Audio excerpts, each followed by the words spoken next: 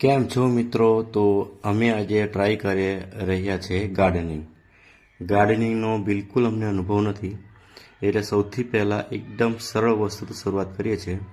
તો એ સરળ વસ્તુ અમે લીધું છે એ લીધા છે અમે ધાણા. તો અહીંયા આખા જે ધાણા હોય છે એને ટુકડા કર્યા પછી ધાણાને અમે એક ડબ્બીમાં ભરી લીધા અને એ ડબ્બીની અંદર અમે શું નાખી દીધું? પાણી નાખી દીધું. હવે આઈડિયા એ છે કે આ પાણીવાળું જે ધાણા છે એ ધાણાને આખી રાત એટલે એક નાઇટ માટે અમે મૂકી રાખીશું અને પછી એની અમે શરૂઆત કરીશું રોપવાની. તો એના માટે અમે એક માટી પણ લેતા આવ્યા છે. માટીમાં કમ્પોઝિટ ખાતર પણ અમે કુદરતી જે ખાતર છે એ પણ ઉમેરેલું છે અને આ રીતે એક ટ્રેની અંદર માટી નાખી છે અને પછી બીજા દિવસે જે પલાળેલા ધાણા હતા એ ધાણાને અમે આવી રીતે જે ટ્રે હતી એ ટ્રેની અંદર થોડાક અંતરે અમે એને મૂક્યા છે.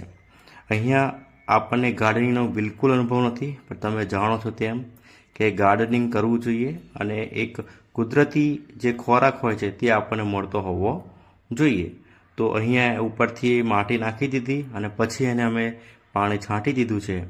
હવે રાહ જોઈશું કે રોજ એનું ઓબ્ઝર્વેશન કરીશું અને શું રિઝલ્ટ મળે છે એ તમને અમે નેક્સ્ટ વિડીયોમાં બતાવીશું.